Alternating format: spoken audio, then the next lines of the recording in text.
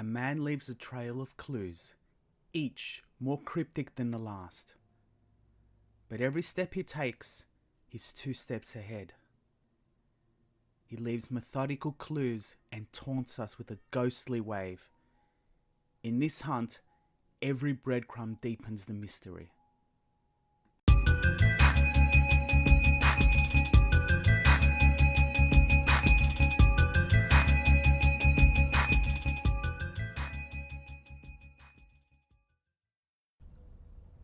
The police briefing room hummed with a quiet tension.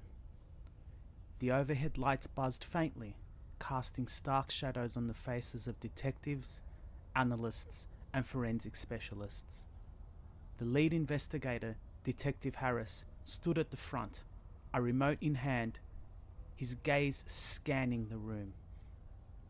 He wasn't sure if the tension came from the weight of the case or from the suspect himself. A man so meticulous, it seemed like he was toying with them. "Let's start from the top," Harris said, his voice calm but laced with frustration. "This is not your typical suspect. He's meticulous, calculating, and, let's be honest, smarter than most of us." A faint murmur passed through the room before dying as Harris clicked the remote. A grainy video appeared on the screen, a small post office with peeling paint and a modest counter. The timestamp read 10:43 a.m. The suspect, clad in the black leather jacket, gloves, and a face mask, stepped into the frame. "This is our first sighting. March 4th, 10:43 a.m. at a post office just outside Winton. He buys 2 postage-paid envelopes." Harris paused the footage, zooming in on the man's gloved hands exchanging cash for the envelopes. No credit cards, no digital trace, just cash. He clicked again. The second post office appeared, this one in Charlottesville, nearly 250 kilometers south. The same man, the same outfit, the same purchase. March 5th, 3:17 p.m. He's consistent. 2 envelopes. Always 2. The third video followed. Yet another post office. This time in Cunnamulla, even further south, close to the New South Wales border. March 6th, 11:12 a.m. 2 more envelopes. Harris turned to face the room. 3 post offices. 3 days. Hundreds of kilometers apart. Always careful. Always anonymous. "Why 2 envelopes every time?" Detective Lee asked, leaning forward in her seat. "Why not 1 or 3? "Because 2's perfect," Harris said. 1 looks lazy. 3, overkill. 2 is unremarkable, forgettable. The clerks don't even remember him, not even after we showed them the footage itself." He clicked again. The screen changed to a new video, grainier, captured by a security camera at a rural petrol station. The timestamp read March 6th, 12:48 p.m, barely an hour after the last post office sighting. The man was at the pump, filling his vehicle, a dark SUV, spotless even in the dusty surroundings. His face mask and gloves were still in place.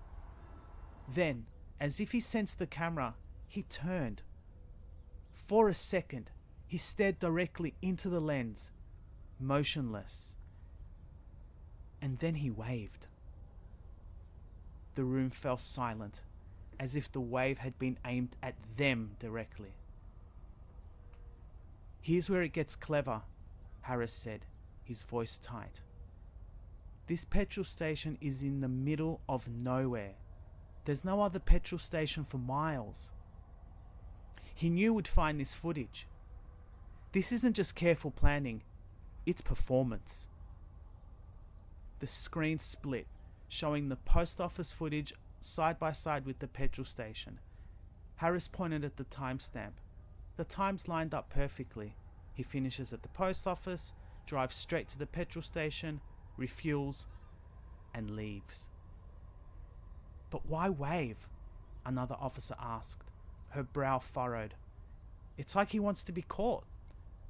"No," Lee said softly, her eyes fixed on the screen. "It's like he wants us to think we can catch him. It's taunting. It's 2 steps ahead, and he knows it." Harris clicked again. The final piece of evidence appeared, a spreadsheet of mail redirections. Each line detailed the address of the recipient, the date of the redirection, and the destination address. "This is where it gets surreal," Harris said. He highlighted one row. The suspect's name tied to an address in a quiet suburban neighborhood. Every piece of mail addressed to the house connected to this vehicle has been redirected. Not just a few letters, all of it. "To where?" someone asked. "To an address that doesn't even exist," Harris replied grimly. He highlighted the redirected address. Lot 42, Emerald Field Subdivision. This subdivision is under construction. No one lives there. In fact, no one will be able to live there for at least 12 months. It's not habitable. A ripple of unease spread through the room. "How does someone redirect mail to a place that doesn't exist?" Lee asked. "He's clever," Harris said. "He likely exploited a loophole in the postal system. Emerald Fields has been a registered development, so technically it is an address, even if it's just an empty plot of dirt." The room grew quiet again, the weight of the evidence settling over them. Every move the man had made was deliberate, every step calculated. The gloves, the mask, the cash payments, the taunting wave. They were all part of a larger pattern. "He's leaving breadcrumbs," Harris said finally. "Just enough to keep us chasing, but never enough to catch him." As Harris spoke, Lee's eyes drifted to the screen again, drawn to the man's stare. The footage of his wave seemed to pulse with a dark undercurrent, an unspoken message woven into his taunt. Whatever he had done, it had left echoes, a subtle, sinister trail of ruin that had brought them here, piecing together his meticulous actions. She imagined him out there, somewhere, now. Maybe he was slipping quietly into another post office, or pausing long enough to catch the eye of another camera. Not careless, but deliberate. Somewhere out there, he was creating the next breadcrumb, a new piece of his puzzle. One that, when they inevitably found it, would only remind them how impossibly far behind they were. He wasn't just 2 steps ahead. He was playing in dimensions they hadn't even begun to comprehend. And whatever his ultimate goal, it was terrifyingly clear. He was enjoying every moment of the chase. Thanks for watching. If you enjoyed this, feel free to share it with someone who might like it too. If you're new here, consider subscribing for more content like this. Check out my other videos if you've got a few minutes to spare.